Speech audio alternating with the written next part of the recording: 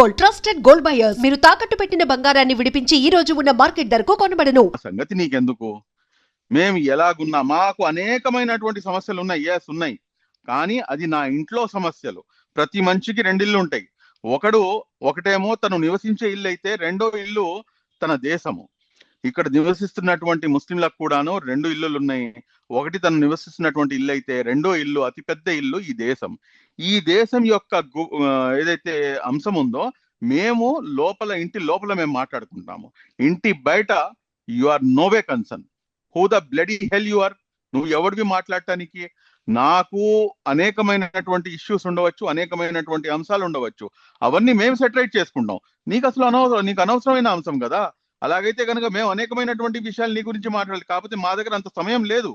ఎందుకంటే మేము రాబోయే రోజుల్లో అంటారు ఒక అత్యున్నతమైనటువంటి స్థానంలో మా దేశం వెళ్ళాలంటే కనుక ఇటువంటి చిల్లర విషయాలపై మాట్లాడేటటువంటి సమయం గాని సందర్భం గాని మా దగ్గర లేనే లేదు. కాబట్టి ఇక్కడ ఉన్నటువంటి వాళ్ళు ఎవరు ఎటువంటి డివిజన్ తీసుకొచ్చే ప్రయత్నం జరుగుతుంది సార్. డైరెక్ట్ వాళ్ళు మాట్లాడుతుంది కూడా అదే.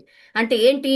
మైనార్టీలపై వివక్ష ఇది, ఇస్లాం పట్ల వివక్ష ఇది, ఇస్లామిక్ వారసత్వాన్ని నాశనం చేస్తోంది ఆ దేశము. సో వాళ్ళనే కావాలనుకుంటుంది, మిమ్మల్ని ఎలిమినేట్ చేస్తోంది అని చెప్పే ప్రయత్నం. ప్రపంచంలో అత్యధిక శాతంలో అత్యధిక ముస్లింలు చాలా సేఫ్ గా, గౌరవంగా, హ్యాపీగా, సంతోషంగా ఎక్కడైనా నివసిస్తున్నారంటే కళ్ళు మూసుకొని మేము గుండెలపై చేసుకొని చెప్పగలము అది భారతదేశం అని చెప్పేసి. భారతదేశం ముస్లిం కంట్రీ కాదు. భారతదేశంలో కేవలం ఒక రిలీజన్ ఏం లేదు. అయినా కానీ ఒక ముస్లిం అయ్యి ఉండి నేను ఆ మాట అంటున్నానంటే ఇది ఎవరి గొప్పతనం? ఈ గొప్పతనం ఈ దేశంలో నివసిస్తున్నటువంటి మెజారిటీ సోదరులు అందరు ఎవరు. కొంతమంది చేసినటువంటి వ్యాఖ్యలకి దాన్ని చేయడం అనేది అది ఏమాత్రం కూడా సమంజసం కాదు. ఇక్కడ ఇంకో అంశం మీరు గమనించాలి. మీరు డివైడ్ చేసే ప్రయత్నం చేస్తున్నారని చెప్పేసి పాకిస్తాన్ చాలా చాకచక్యంగా కుట్ర పన్నుతుంది. ఆ కుట్ర ఏమిటంటే, ఇక్కడ ఉన్నటువంటి కొంతమంది ఏదైతే ఇష్యూస్ జరుగుతున్నాయో, మా ముస్లిమ్స్ ని ఎలిమినేట్ చేయడానికో, లేకపోతే ముస్లిమ్స్ ని టార్గెట్ చేస్తూ, లేకపోతే ఇటువంటి అంశాలు ఎప్పుడైతే జరుగుతుంటాయో యువతని పెడదోవ పట్టించడానికి, లేకపోతే యువతని టార్గెట్ చేయడానికి ఇటువంటి కుట్రలు పాకిస్తాన్ చాలా స్పష్టంగా పంతుంది. అదేమిటంటే, మీతో చూసారా ఇలా అన్యాయం జరుగుతుంది, మీతో చూసారా అన్యాయం జరుగుతుంది అనేటప్పటికీ ఒక రకమైనటువంటి ఫీలింగ్ లో మనిషి నెట్టివేయబడతాడు. అటువంటి మైండ్ గేమ్ ని పాకిస్తాన్ ఆడుతుంది. అది ఆడి ఏం చేస్తుందంటే, ఇదంతా కూడాను ఇక్కడ నివసిస్తున్నటువంటి ముస్లింలపై దీని యొక్క ప్రత్యామ్నాయంగా కొంతమంది హిందూ ఎక్స్ట్రీమిస్ట్ ఎవరైతే ఉంటారో వాళ్ళు కూడాను పాకిస్తాన్ అంటే ఇంకా భారతదేశంలో నివసిస్తున్నటువంటి ముస్లింలు కూడాను పాకిస్తాన్ తో ముడిపెట్టి వాళ్ళ మీద మాట్లాడటం అనేది ఏమాత్రం కూడా సమంజసం కాదు. ఇది టూ వే, రెండు వైపుల నుంచి మనం ఆలోచించాల్సినటువంటి. వాళ్ళు చాలా చాకచక్యంగా డివైడ్ అండ్ రూల్ పాలసీని ఇక్కడ ఇంప్లిమెంట్ చేసే ప్రయత్నము పాకిస్తాన్ చేస్తున్న సంగతి మనం మర్చిపోకూడదు. అదే విధంగా మీరు ఇంకోటి కూడా మర్చిపోయారు. ఏది మన ఆపరేషన్ సింధూర్ జరిగేటప్పుడు అప్పుడు కూడాను ఈ హాషిమ్ మునీర్ కుక్క ఇంకొక మాట అన్నాడు. మేము ఇక్కడ జెండా ఎగరవేస్తాం, పాకిస్తాన్ జెండా, ఇస్లామిక్ జెండాని మేము దీనిపై ఎగరవేస్తాము అని చెప్పేది. నువ్వు ఎవడవా? నువ్వు ఎవడివి? నీకేంటి పని? నీకు అంత దమ్ము ధైర్యం ఉంటే కనుక నువ్వు కరెక్ట్ గా 5 రోజుల్లో మొత్తం కూడాను నువ్వు తోక మడిచి నువ్వు పారిపోయినటువంటి వాడివి. నువ్వు ఈ రోజున పెద్ద పెద్ద మాటలు మాట్లాడుతున్నావు. కాబట్టి ఇదంతా ఏంటంటే ఒక రకమైనటువంటి కుట్ర. ఇంకొక అతి ముఖ్యమైనటువంటి అంశం అదేంటంటే, ఏదైతే మన రామ మందిరం ఇష్యూ ఉందో, సరే రామ మందిరం వ్యవహారంలో ఏం జరిగింది, ఏం జరగలేదు అనేది 1992 డిసెంబర్ 6వ తారీఖు నుంచి తీసుకొని ఈ రోజు వరకు మనం ప్రతిదీ కూడాను మన కళ్ళ ముందు ఉంది. దాదాపు 33 సంవత్సరాలు గడిచిపోయిన తర్వాత కూడాను ఈ రోజు దాని గురించి మాట్లాడుకునేటటువంటి పరిస్థితిలో ఈ రోజు మన భారతదేశ ప్రజలు ఎవరు లేరు. సరే, ఈ జడ్జిమెంట్ రాకముందు కొన్ని అంశాలు నేను మీకు గుర్తు చేస్తాను. సరే, ఇది ఆస్థాకి బునియాద్ అంటే నమ్మకాలు, విశ్వాసాల పునాదులపై మేము ఈ జడ్జిమెంట్ అనేది ఇస్తున్నామని చెప్పారు. దాన్ని భారతదేశ ముస్లింలు చాలా స్పష్టంగా జడ్జిమెంట్ ఎలా ఉన్నా కూడా గానీ మేము దాన్ని స్వాగతిస్తాము అని చెప్పారు.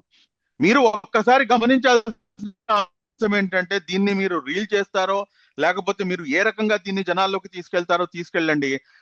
మనకి వ్యతిరేకంగా వచ్చింది అని చెప్పేసి చాలా మంది భావిస్తారు. కానీ వాస్తవానికి ముస్లింలకు వ్యతిరేకంగా రాలేదు. ముస్లింలకు చాలా అనుకూలమైనటువంటి అంశాలు అందులో ఆ జడ్జ్మెంట్ లో ఉన్నాయి. ఆ జడ్జ్మెంట్ మొత్తం చదివిన వాళ్ళకి మాత్రమే తెలుస్తుంది. అందులో చాలా స్పష్టంగా చెప్పబడింది. అక్కడ రామ మందిరం గురించి ప్రస్తావించక ముందు కూడాను బాబరీ మస్జిద్ అక్కడ ఉంది అన్న సంగతిని చాలా స్పష్టంగా అందులో ప్రస్తావించున్నాయి. అనేకమైనటువంటి ఇతర అంశాలు కూడాను అందులో ప్రస్తావించున్నాయి. కానీ ఎక్కడ కూడాను ఆ జడ్జిమెంట్ వచ్చిన తర్వాత ఒక్క ముస్లిం గాని, లేదంటే కనుక ఒక్క ముస్లిం సోదరుడు గాని, లేకపోతే ఒక ముస్లిం ఆర్గనైజేషన్ గాని రోడ్డు మీదకి రావటం కానివ్వండి, లేకపోతే రోడ్డు మీదకి వచ్చి ధర్నా చేయడం కానివ్వండి, మీరు ఒక్కడైనా కానీ చూపించండి, ఛాలెంజ్ చేస్తున్నాను నేను మీకు. ఇది దేశ గొప్పతనం, ఇది దేశ గొప్పతనం. ఈ గొప్పతనాన్ని చిన్న భిన్నం చేయటానికి మేము ఎలా వచ్చినా కానీ దాన్ని మేము స్వాగతించలేకపోయినా కానీ గౌరవించాం తల్లి. మీరు ఈ అంశాన్ని మీరు ఇన్వర్టెడ్ కామర్స్ లో మీరు గమనించాలి. ఎస్, నేను కూడాను ఆన్ సోషల్ మీడియా ప్లాట్ఫామ్ లో మీడియా ముఖంగా చెప్తున్నాను, ఇవాళకి కూడాను కాదు, మేము సచ్చేంత వరకు మేము దాన్ని స్వాగతించలేకపోయినా కానీ గౌరవిస్తాము. ఎందుకంటే ఇది ఈ దేశం యొక్క మట్టిలో ఉన్నటువంటి లౌకిక భావం. ఇది మా మనసుల్లో ఉన్నటువంటి ఇతర మతస్థులపై, మా హిందూ సోదరులపై మాకు ఉన్నటువంటి గౌరవం, అభిమానం. మా ఇతర సోదరులు వాళ్ళు మా మనసుల్లో ఏదైతే వారి యొక్క విశ్వాసం ఉందో ఆ విశ్వాసంపై వారి యొక్క విశ్వాసాలు ఎందుకు మనం డిస్టర్బ్ చేయాలి అని చెప్పేసి ఈ అంశంలో ఒక్కసారి ఈ దేశంలో ఉన్నటువంటి ముస్లింలు ప్రూవ్ చేస్తే, రెండో అంశము గోమాంసం తింటాం మానేశారు. గోమాంసం తినమాకండి అని చెప్పేసి పెద్ద పెద్ద మద్రసాలు ఫత్వాలు ఇచ్చినాయి. గోమాంసం తినటం నాకు హలాల్, నాకు ఆమోదయోగ్యమైనది, కానీ దాన్ని మీరు వదిలివేయండి అని చెప్పేసి మన ముస్లిం పండితులు పెద్ద పెద్ద మద్రసాలు దానిపై ఫత్వా ఇచ్చాయి. ఇది ఈ దేశం యొక్క గొప్పతనం. ఈ దేశం యొక్క గొప్పతనాన్ని చిన్న భిన్నం చేయడానికి వీళ్ళు ప్రయత్నం చేస్తున్నారు. మీరు ఇక్కడ గమనించాల్సినటువంటి అంశం ఎస్ సార్, మీరు ఇంతకు ముందు అన్నట్టుగా గౌరవిస్తున్నాం కానీ స్వాగతించట్లేదు ఒకటి. తర్వాత మీరు అదే గోమాతని హలాల్ చేసి తింటాము, అది కూడా మదర్సాలు డిసిషన్ తీసుకున్నాయి కాబట్టి మేము పాటిస్తున్నాం అంటున్నారు. అంటే మీ మీద ఒక రకంగా మీరు ఖచ్చితంగా ఇది చేయాల్సిందే, అంటే ఇష్టం లేకుండా మీరు ఆమోదించాల్సిందే అని మీరు అట్లా ఫీల్ అవుతున్నారా? దాన్నే పాకిస్తాన్ క్యాష్ చేసుకుంటుందేమో, మరి అందుకే డివిజన్ తీసుకోవడానికి ప్రయత్నం చేస్తుందేమో. అది డివిజన్ తీసుకోవడానికి ప్రయత్నం వాళ్ళు చేస్తూనే ఉంటారు వాళ్ళు. కానీ ఇక్కడ మీరు గమనించాల్సిన అంశం ఏంటంటే చాలా స్పష్టంగా మన పూర్వీకులు ఎవరైతే ఉన్నారో 1992లోనే దీనిపై చాలా డిస్కషన్ జరిగిందమ్మా. అప్పట్లోనే దానిపై చాలా డిస్కషన్ జరిగింది. చాలా మంది ఇటువంటి ఇది కాకుండా దీన్ని డివైడెడ్ బై 2 చేయటమో, లేకపోతే దీన్ని ఎమికబుల్ గా మనం దీన్ని సాల్వ్ చేసుకుందామని చెప్పేసి అనేకమైనటువంటి అంశాలు వచ్చినాయి. ఇది ఇవాళ వచ్చింది కాదు. కాకపోతే విశ్వాసాల పునాదులపై దీనికి మీరు జడ్జ్మెంట్ ఇస్తున్నారంటే కనుక జడ్జ్మెంట్ అనేది విశ్వాసం ఆధారంగా ఉండదు అనేది ఇక్కడ మీరు గమనించాల్సినటువంటి అంశం. ఈ అంశాన్ని దీన్ని మనం ఎంత తవ్వినా కానీ అనవసరం అండి. అది చరిత్ర అయిపోయింది. ఇంకా దాన్ని తీసుకొని మళ్ళా మన మధ్యలోకి కాన్ఫ్లిక్ట్ తీసుకొని రావాల్సినటువంటి అవసరం లేదు. ఆ కాన్ఫ్లిక్ట్ క్రియేట్ చేయడానికి పాకిస్తాన్ ప్రయత్నం చేస్తుంది. ఇది మీరు ఇక్కడ గమనించాలి. దాన్ని మనం ఖండం చేయాలి. మీరు ఇలా ఆలోచిస్తున్నారంటే కనుక ఖచ్చితంగా దాన్ని మేము ఏ రకంగా మేము స్వాగతిస్తాము కానీ గౌరవిస్తాం అంటున్నాము. మీరు చాలా చాలా కీన్ గా ఈ అంశాన్ని మీరు గమనించాలి. మేము ఆ రోజు కూడాను అదే స్టేట్మెంట్ ఇచ్చాం, ఇవాళ కూడాను అదే మాట మీద ఉన్నాం. ఈ అంశంలో పాకిస్తాన్ ఈజ్ నోవే కన్సర్న్. వాళ్ళు మాట్లాడేటటువంటి నైతిక హక్కు లేదు. వాళ్ళ యొక్క సరిగ్గా వాళ్ళు కడుక్కుంటే సరిపోతుంది. అంటే నేను అటువంటి వర్డ్స్ నేను యూజ్ చేయలేను కాబట్టి నేను జస్ట్ ఇన్వర్టెడ్ కామర్స్ పెట్టి వదిలేస్తున్నాను. వాళ్ళు సరిగ్గా కడుక్కుంటే చాలు. అక్కడ ఉన్నటువంటి పరిస్థితులు ఏంటి, అక్కడ ఉన్నటువంటి సిచ్యువేషన్ ఏంటి, అక్కడ ఉన్నటువంటి ఫైనాన్షియల్ రిసోర్సెస్ ఏంటి, వాళ్ళకి ఈ రోజున వాళ్ళ పరిస్థితి ఎంత దారుణంగా తయారైందంటే అంత దారుణంగా తయారై ఉంది. చెప్పండి మేడం. సార్, వాళ్ళ దేశంలో ఉన్న సిచ్యువేషన్ వాళ్ళకి తెలిసి కూడా ఎందుకు పదే మన దేశం మీద ఏడవడం ఎందుకు? అట్లాగే మైనార్టీలు సపరేటు, అసలు మా వాళ్ళు మైనార్టీలు ఒట్టిగా ఆ దేశంలో ఉండిపోయారు అన్న టైప్ లో క్రియేషన్ చేస్తోంది. వాళ్ళ పనే అదమ్మా వాళ్ళది. వాళ్ళు ఏంటంటే ఇంటర్నేషనల్ లెవెల్లో ఏదో రకంగా దీన్ని ఒక కాన్ఫ్లిక్ట్ చేయాలి, ఇష్యూ బేస్డ్ గా తీసుకెళ్ళాలి అనేది వాళ్ళ యొక్క కుట్ర. అంతర్జాతీయ సమాజం గమనించాలి అని యుఎన్ కూడా తీసుకెళ్తామని చెప్పేసి. అవునండి. ఇప్పుడు మీకు మీరు ఒక అంశం అమ్మా. ఇప్పుడు నా ఇంట్లో అన్యాయం జరుగుతుంది, అని చెప్పేసి మీరు వెళ్ళి కంప్లైంట్ ఇస్తారు. కంప్లైంట్ స్పీకర్ ఇస్తారా? నా ఇంట్లో అన్యాయం జరుగుతుందని చెప్పేసి మీరు వెళ్ళి కంప్లైంట్ ఇస్తే మీ కంప్లైంట్ స్వీకరిస్తారా? మీరు ఎవరు కంప్లైంట్ ఇవ్వడానికి? మీకేంటి సంబంధం? మీకేంటి సంబంధం? మీరు ఎందుకు ఇస్తారు అసలు? మినిమం కామన్ సెన్స్ కదా. ఆ ఈ దేశంలో ఉన్నటువంటి వాళ్ళు ఎవరైనా కానీ కంప్లైంట్ ఇస్తే అప్పుడు మీరు చెప్పినట్టుగా ఇది ఉంటుంది. కానీ ఇక్కడ ఇన్ని రోజులు అయిపోయింది. ఎప్పుడు వచ్చిందమ్మా అది జడ్జ్మెంట్? ఎప్పుడు వచ్చింది? దాని మన మందిరం కూడాను పూర్తయిపోయింది. మన అనేక విధాలుగా ఇప్పుడు దాని ఆ అంశమే మనకి ఇక్కడ డిస్కషన్ లేకుండా క్లోజ్ చేసేసుకుని మనం హ్యాపీగా ముందుకెళ్ళిపోతున్నాం. ఇటువంటి సిచ్యువేషన్ లో దీన్ని మళ్ళా రిపీటెడ్ గా మళ్ళా తీసుకొచ్చే ప్రయత్నం వీళ్ళు చేస్తున్నారంటే వీళ్ళకి కావాల్సింది ఏంటంటే భారతదేశంలో ఏదైతే భిన్నత్వంలో ఏకత్వం ఉందో, ఇక్కడ ఉన్నటువంటి సెక్యులర్ ఫ్యాబ్రిక్ ఏదైతే ఉందో, ఇక్కడ ఉన్నటువంటి గంగా జముని తెహజీబ్ ఏదైతే ఉందో, ఇక్కడ ఉన్నటువంటి మత సామరస్యం ఏదైతే ఉందో, దీన్ని చిన్న భిన్నం చేయడం, దీన్ని ఏదో రకంగా కుట్ర పని. ఎందుకంటే డైరెక్ట్ గా వస్తే మాతో ఎదుర్కోలేరు. డైరెక్ట్ గా వస్తే ఏం జరుగుతుంది అనేది ఆపరేషన్ సింధూర్లో మేము తేట తెల్లం చేసేసాము.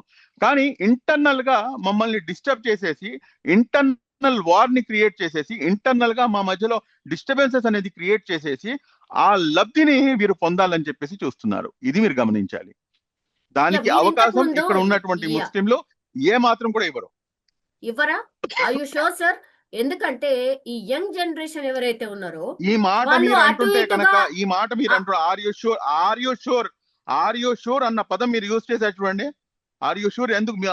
Why are you not sure? ఎందుకు నో Why are you ఎందుకు not sure? అడగాల్సి వచ్చే నో We సార్, are ఎందుకు more than అడగాల్సి 25 crores. We are more than 25 crores in this country. Why you are not sure? Very simple question. You answer sir me the question. మీరు yes sir, ఈ మీరు question కి ఇంతకు సమాధానం మీరు ముందే చెప్పండి. ఇంతకు ముందే మీరు అన్నట్టుగా ఏదో కాన్ఫ్లిక్ట్ క్రియేట్ చేసే ప్రయత్నం చేస్తున్నారు అన్నప్పుడు ఈ యంగర్ జనరేషన్ పిల్లలు ఎవరైతే ఉన్నారో వాళ్ళు అటువైపు ఆలోచించే అవకాశం ఉంది అనే మాట మీరు స్టార్టింగ్ లో అన్నారు. అందుకనే నేను స్ట్రెస్ చేసి అడుగుతున్నా, అవునమ్మా, అది ఆర్ యు ఖచ్చితంగా షూర్ అని. ప్రతి దాంట్లో కూడా ఉంటుంది. కానీ ప్రతి ఒక్కళ్ళు మీరు మొత్తం అందరిని ఆర్ యు అంటే మీరు మొత్తం సమాజాన్ని మీరు చేస్తున్నారు. ఇప్పుడు ఎవడో ఒక్కడు చేసిన తప్పుకి, ఇప్పుడు ఆ మొన్న ఢిల్లీ బాంబ్ బ్లాస్ట్ కేసు ఉంది, దాంట్లో వేరే వాళ్ళని కూడా విచారణ చేశారు, వేరే వాళ్ళ ఇన్వాల్వ్మెంట్ కూడా ఉందని చెప్పేసి వచ్చింది. దాని మీద ఎక్కడైనా డిస్కషన్ వస్తుందా? ఇదే చెప్తుంది, మనం న్యాయాన్ని న్యాయంగా మాట్లాడదాం. కంప్లీట్ గా ఇస్లామోఫోబియా కళ్ళతో, లేకపోతే కంప్లీట్ గా ఇస్లాంని బద్నాం చేద్దామన్న కళ్ళతో చూస్తే కనుక మాలాంటి వాళ్ళు కూడాను మాట్లాడాల్సిన పరిస్థితి ఏర్పడుతుంది. కాబట్టి ఇక్కడ చాలా స్పష్టంగా ఒకే ఒక అంశము, తప్పు ఎవరు చేసినా గానీ తప్పే. అటువంటి వాళ్ళ వల్ల ఇస్లాంకి కూడాను డ్యామేజ్ జరుగుతుంది. అటువంటి వాళ్ళ వల్ల మేము వాళ్ళని అసలు మేము ముస్లిం, నేను లాస్ట్ ఇంటర్వ్యూలో కూడా మీకు చెప్పాను, అటువంటి వాళ్ళని మేము ముస్లిం గానే భావించాం. అసలు దే ఆర్ నాట్ ముస్లిమ్స్. ఇక్కడ చాలా స్పష్టంగా మనం అర్థం చేసుకోవాల్సినటువంటి అంశం ఏంటంటే, ఈ మొత్తం విషయం కూడాను మమ్మల్ని డైవర్ట్ చేయడానికి, మమ్మల్ని చిన్నాభిన్నం చేయడానికి, మమ్మల్ని డిస్టర్బ్ చేసి ఆ లబ్ధిని పొందడానికి పాకిస్తాన్ చేస్తున్నటువంటి కుట్ర ఇది. ఈ కుట్రని మనం చాలా చాకచక్యంగా మనం మాట్లాడితే కనుక, ఇక్కడ ఉన్నటువంటి మైనారిటీస్ పై కనుక మనం ఒక క్వశ్చన్ మార్క్ కళ్ళతో కనుక మీరు చూసారనుకోండి, వాళ్ళు సక్సెస్ అయినట్టు అవుతుంది. ఇది మీరు గమనించాలి. మీరు మమ్మల్ని క్వశ్చన్ మార్క్ ఎక్స్ప్రెషన్ తో నాకు చూడమాకండి. మీ సొంత అన్ననో, మీ సొంత తమ్ముడినో, లేకపోతే మీ తోబట్టుగా భావించడాన్ని చూడండి. నా సాతి భారతీయుడు అన్నట్టుగా మీరు చూడండి. గుండె చీల్చి మీ కాళ్ళ దగ్గర పెట్టేస్తాం. ఇది ఈ దేశం యొక్క గొప్పతనం. ఈ రోజున నేను మీకు స్టార్టింగ్ లో ఒక మాట అన్నా, ఇక్కడ నివసిస్తున్నటువంటి 25 కోట్ల మంది ముస్లింలు ఇంత గట్టిగా నేను చెప్పగలుగుతున్నానంటే, ఇంత కాన్ఫిడెంట్ గా నేను చెప్పగలుగుతున్నానంటే, ఈ ధైర్యం నాకు ఎవరు ఇచ్చారు? ఈ ధైర్యం నాకు ఎవరు ఇచ్చారు? ఇక్కడ ఉన్నటువంటి మెజారిటీ సోదరులు ఆ ధైర్యం కల్పించారు నాకు. వీఆర్ విత్ యూ అని చెప్పేసి. ఇది దేశ గొప్పతనం. ఈ గొప్పతనాన్ని సర్వనాశనం చేయాలని చెప్పేసి వాళ్ళ యొక్క కుట్ర. దీన్ని రెండు వైపులా కూడాను, నేను ఓన్లీ నాట్ వన్ సైడ్ నేను చెప్పట్లేదు, ఇటు ముస్లిం యువకులు కానివ్వండి, లేకపోతే హిందూ యువకులు కానివ్వండి, ఆలోచించండి.